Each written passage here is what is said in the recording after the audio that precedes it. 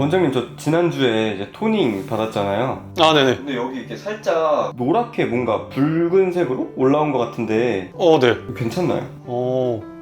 괜찮아요? 많이 놀랐죠? 다친 데는 없어요? 피디님이랑 장난쳐봤습니다. 잠깐 봐드릴게요, 피디님. 이게 색소 레이저 받고 나면은 간혹 살짝 올라오는 미세한 모낭염인데 좀 놀라셨죠? 근데 괜찮아요. 이 정도면은 항생제 연고 하나 발라드릴게요. 금방 가라앉으실 겁니다. 근데 이게 왜 생기는 거예요? 되게 거슬리던데? 이제 운동에 좀 비유를 해보면은 우리가 운동을 하는 것도 우리 몸에 사실 부담을 주는 거잖아요. 근데 적절하게 하면은 오히려 몸이 좋아지잖아요. 근데 이걸 너무 무리하게 하면은 몸이 부담을 느끼는 것처럼 시술도 마찬가지예요. 무슨 레이저 시술을 하든 간에 어떤 착용을 우리 몸에 에너지를 가하는 것인데, 에너지가 어떻게 보면 운동처럼 하나의 부담이에요. 그걸 적절하게 부담 안 가는 선에서 받으면은 이제 좋은 효과만 보는데, 그 시술의 세기가 그 선보다 강하거나 아니면 우리 몸의 컨디션이 조금 안 좋아서 그 선이 내려가면은 약간의 부작용들이 생길 수가 있죠. 레이저 받고 나면 네. 근데 이렇게 부작용 생기는 일이 좀 있다고 듣긴 했거든요. 네. 근데 이렇게 저는 부작용이 조그맣게 났긴 했는데 네. 이래도 레이저를 받아도 괜찮은 거예요? 아까 말씀드렸다시피 운동을 무리하게 하면은 몸이 안 좋아지는 부작용이 있지만, 많은 사람들이 운동을 적절하게 해주는 것처럼 시술로 똑같습니다. 사실 부작용이 생기려면은 되게 기분 나쁠 수 있어요. 나는 뭐 아파서 병원 간 것도 아니고 내 돈이랑 내 시간 써서 더 예뻐지고 잘생겨지려고 갔는데 오히려 얼굴이 붉어지고 뒤집어지고 하면 나 내일 약속인데 하면서 많이 속상하고 병원에 대한 신뢰도도 떨어질 수가 있는 거는 사실이에요. 이해합니다. 그렇지만 매우 드물게 생기고, 생기더라도 적절하게 조치를 취하면은 언제 그랬냐는 또 사라지는 것이기 때문에 받기 전부터 걱정하실 필요는 전혀 없습니다. 오늘 그러면은 시술 받기 전으로 주의해야 될 사항들이랑 대처에 대해서 조금 알려드려보죠. 일단은 레이저를 받고 나타날 수 있는 증상에 따라 분류를 해서 조금 이야기를 해볼게요. 레이저를 받고 얼굴 전체가 약간 붉고 가렵다 하는 경우가 있으신데요. 이런 증상은 보통 프락셀이나 색소 레이저를 받고 많이 발생합니다. 이 원인은 우리 피부 장벽이 조금 과하게 손상되었을 확률이 높아요. 그래서 그 미세한 염증들이 손상된 장벽 때문에 생기면서 얼굴 전체적으로 생겨서 붉고 가려운 것이죠. 보통 이걸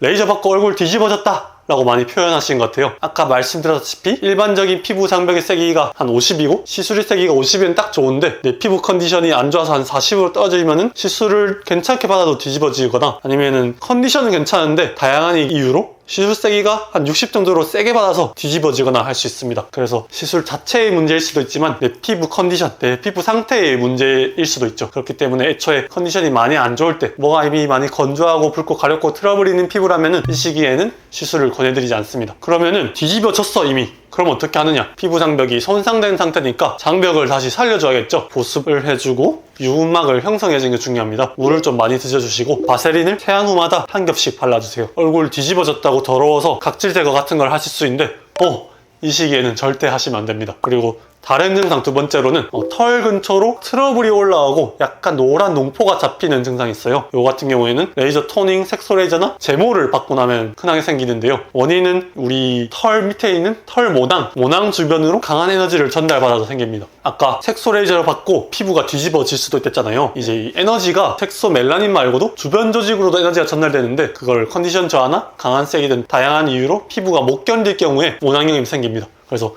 털 주변으로 살짝 붉어지거나 조그만 노란 농포가 잡히기도 하고 붉은 게 사라지면서 까만 색소 침착이 살짝 남기도 하죠. 이럴 경우를 대비해서 모낭염 처방약을 시술 후에 처방받는 것도 예방법이 될 수가 있고요. 근데 이미 모낭염이 올라왔다 하면은 시술 받으신 병원에 가셔서 증상을 설명하시면은 모낭염 관련 먹는 약이나 바르는 연고를 처방해 주실 겁니다. 이런 조치를 취하면은 금방 좋아집니다. 그리고 세 번째 나타날 수 있는 증상으로는 얼굴이 살짝 붓거나 물집이 막 잡히는 경우가 있어요. 이런 레이저 시술로는 슈링크나 울세라를 받았을 때 이런 부작용이 나타날 수도 있습니다. 원인은 이 에너지 전달이 약간 피부 표면 쪽으로 간 것인데요. 보통 슈링크, 울세라 이런 친구들은 초음파 에너지를 피부 한 3mm, 4.5mm 정도 깊이의 에너지를 쏴서 열을 만들고 콜라겐이 수축되면서 리프팅, 타이트닝이 되는데요. 그래서 열을 받은 조직에는 살짝 붓기가 생기긴 합니다. 그래서 시술 받고 나서 오히려 얼굴이 부었다 하는 경우가 있는데, 이거는 일시적인 거고 효과는 금방 보입니다. 이 문제는 물집이 잡히는 건데요. 이 울세라, 슈링크 친구들은 기계팁을 얼굴 피부에 착 붙인 다음에 써야 됩니다. 근데 사람 얼굴 모양이 다 제각각 다르다 보니까 기계팁이 간혹 해부학적으로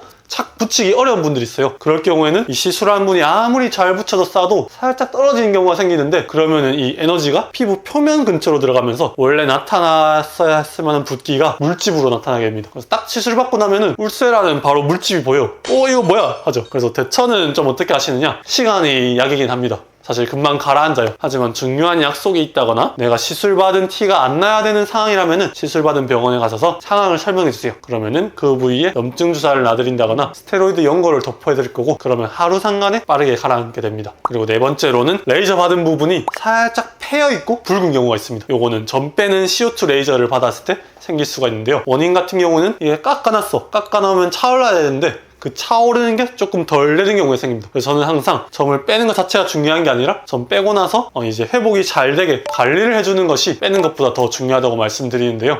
소 잃고 외양간 고치기보다 예방이 중요하다는 거죠. 이전에 점 빼고 나서 관리 영상에도 알려드렸듯이 시술 직후 붙여드리는 동그란 듀오덤을 대략 2-3일에 한 번 진물이 차올랐을 때 갈아 붙여주시고요. 이런 행동을 최소 일주일은 반복해 주시면 되겠습니다. 그러면 일반적인 경우에는 다 잘 회복돼요. 그 뒤에도 점 뺀 후에 붉은 기운이 약간은 있을 수 있는데 이것들은 차차 돌아옵니다. 부작용이 엄청 많네요.